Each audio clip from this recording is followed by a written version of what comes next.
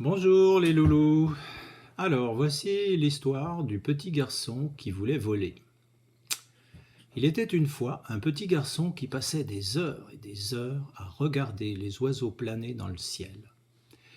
Il aimait beaucoup les martinets et les hirondelles qui faisaient des acrobaties incroyables en criant entre les toits des maisons et en entrant dans leur nid à une vitesse folle. Oui, il aimait bien regarder ceux-là pour leur agilité et leurs arabesques. Mais il préférait encore observer les buses et autres rapaces, les corneilles et les goélands, quand il avait la chance d'être au bord de la mer. Il était alors en totale union avec eux. Il aimait s'allonger pour mieux les voir et mimer leurs gestes si économes en énergie. Vous avez remarqué quand ils semblent ne pas bouger leurs ailes, et pourtant ils filaient dans le ciel et faisaient même aussi des figures pour revenir sur leur chemin ou tomber comme des pierres sur leur proie.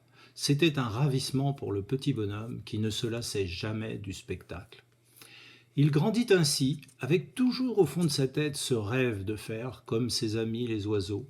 Mais évidemment, il ne lui poussa jamais d'ailes ni de plumes. Un jour, pourtant, il se renseigna sur ce qu'il fallait faire pour devenir pilote d'avion. Et là, il fut surpris.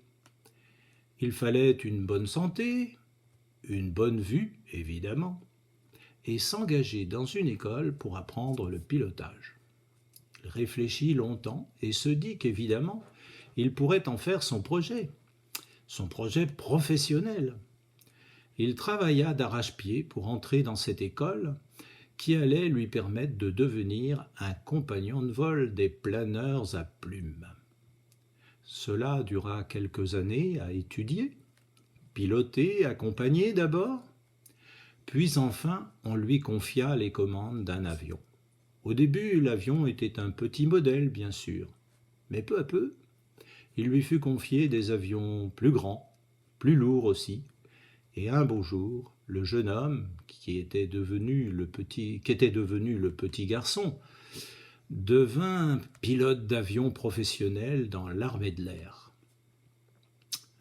Son rêve fut réalisé ainsi de sillonner le ciel à toute allure, comme les hirondelles, et de faire des manœuvres très rapides dans des ciels gris ou bleus, selon les missions qu'on lui confiait. L'homme qu'il était devenu vivait en Suisse, un pays voisin de la France, et il participa à toutes sortes d'expériences scientifiques dont je vous parlerai un autre jour. Il préparait toujours ses missions avec minutie pour s'assurer un maximum de chances de réussir. Son rêve de voler comme les oiseaux planeurs, sans bruit et avec très peu d'énergie, prit un jour un tour nouveau.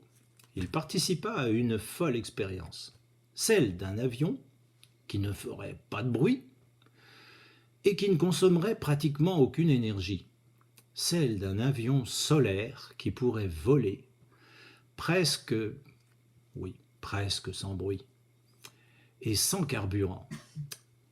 Pour réaliser le projet, il fallait un avion aux ailes démesurées, comme un albatros par exemple, un avion léger aussi, solide aussi, pour assurer la sécurité du pilote et aussi être assez résistant pour effectuer un tour du monde sans escale. Ce rêve, vous l'avez peut-être suivi. Il s'agit du projet Solar Impulse. Cet avion a l'envergure d'un géant et le poids d'une voiture moyenne, avec un appareillage fabuleux pour le faire voler. Le petit garçon d'autrefois était l'un des pilotes de cet avion extraordinaire, qui réalisa le premier tour du monde sans dépenser de kérosène.